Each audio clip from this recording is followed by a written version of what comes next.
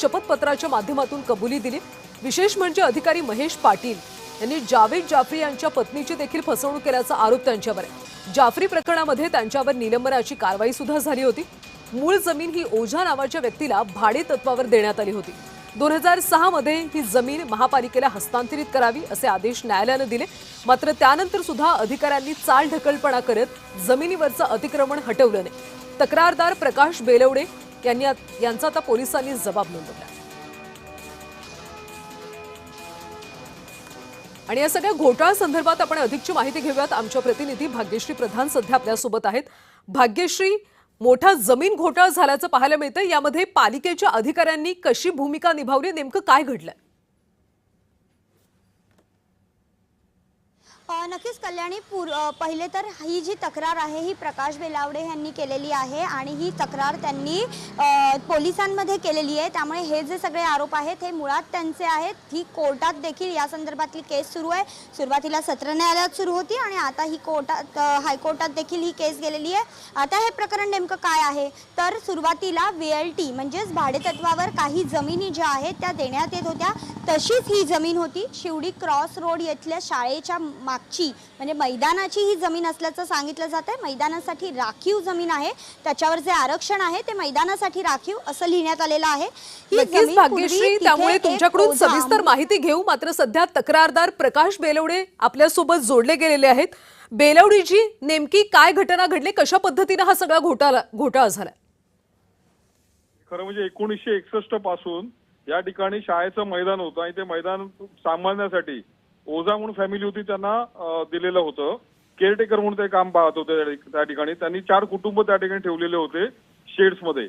तर या ठिकाणी 2005-06 नंतर तिकडे मोठं गोडाऊन तयार झालं। त्या ठिकाणी 4 शेडचे 13 शेड झाले। 13 शेड बेकायदेशीर झाल्यानंतर त्या 4 शेडचा एरिया वाढवला आणि त्या ठिकाणी मैदानाचं आरक्षण रद्द करून त्या ठिकाणी रेसिडेन्शियल किंवा कमर्शियल दाखवण्याचा प्रयत्न केला गेला।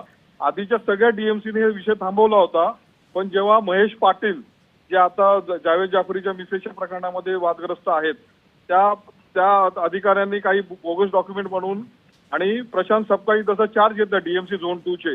दोघांनी कोर्टाचा निकाल 8 ऑक्टोबर 2024 संबंधित जो अतिक्रमणधारी होता त्याच्या विरोधात आलेला असताना दुसऱ्या दिवशी त्यांनी जमिनीचे मालकी तत्व त्या मालकाला देऊन टाकलं प्रशांत सपकाळ यांनी त्यावेळी। आणि यामध्ये हे अधिकारी सगळे इन्व्हॉल्व आहेत। जवळजवळ 1250 स्क्वेअर मीटरची जागा आहे, म्हणजे 50,000 स्क्वेअर फीटचा TDR इकडे वापरला जाणार आहे। बेलवडीजी तुम्ही या संदर्भात तक्रार केलेली आहे, त्याची काही दखल घेण्यात आली का, काही कारवाई करण्यात आली का? मी प्रकाश बेलवाडे गर्जना संघटनेकडून आपण एप्रिल 2025 मध्ये पहिल्यांदा तक्रार केली होती कमिशनरकडे।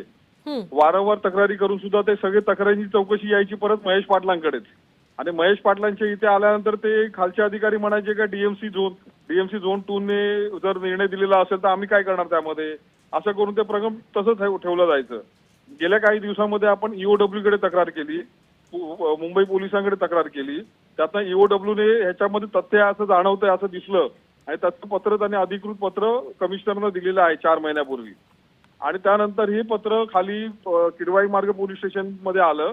त्या ठिकाणी आमच्या मागच्या 2 आठवड्यामध्ये स्टेटमेंट सुद्धा माझं झालेलं आहे आणि सरकारी अधिकाऱ्यांना डायरेक्ट गुन्हा नोंद करता येत नसल्यामुळे त्यांनी ते आता EOWचं पत्र ऑलरेडी कमिशनरकडे गेलेलं आहे, आयुक्तांकडे। आणि आता पोलीस स्टेशनचं पत्र सुद्धा आयुक्तांकडे जाईल लवकरच, त्याबद्दल चौकशी करून पुढची कारवाईसाठी। या ठिकाणी भ्रष्टाचार झालेला एवढं नक्की आहे, त्याची कारवाई करण्यासाठी आम्ही आग्रह करतो आहोत। तुम्ही तक्रारीमध्ये जे तुम्ही पालिका अधिकारी महेश पाटील यांचं सातत्यानं वारंवार नाव घेताय, तक्रारीमध्ये महेश पाटलांचा उल्लेख आहे का? आणखी कोणते कोणते पालिकेचे अधिकारी आहेत ज्यांचं या सगळ्या घोटाळ्यात नाव समोर येतं? रमाकांत बिरादार तत्कालीन उपायुक्त, जे आपल्या कोविडच्या घोटाळ्यामध्ये त्यांचं नाव आलेलं होतं। त्यानंतर प्रशांत सपकाळे, आत्ताचे DMC झोन 2 चे उपायुक्त। महेश पाटील, पूर्वीचे त्यांचं दगडखैर नाव होतं, त्यांनी नाव बदललं या त्यांच्यावर भ्रष्टाचाराचे आरोप भरपूर झाल्यानंतर।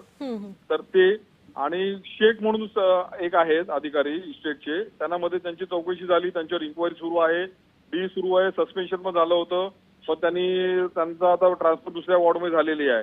या सगळ्यांनी मिळून हा सगळा घोटाळा केलेला आहे आणि यामध्ये संबंधित जो समोरचे ज्यांनी ती जमीन बळकावली आहे त्यांच्या फॅमिलीतली लोक सुद्धा इन्व्हॉल्व आहेत. त्या सगळ्यांची नावं त्यामध्ये आम्ही टाकलेली आहेत तक्रारीमध्ये. नक्कीच बेलवडेजी, तुम्ही जमीन घोटाळा झाल्याचा एक मोठा आरोप करताय. पालिकेचे अधिकारी सुद्धा यामध्ये असल्याचं तुम्ही म्हणताय.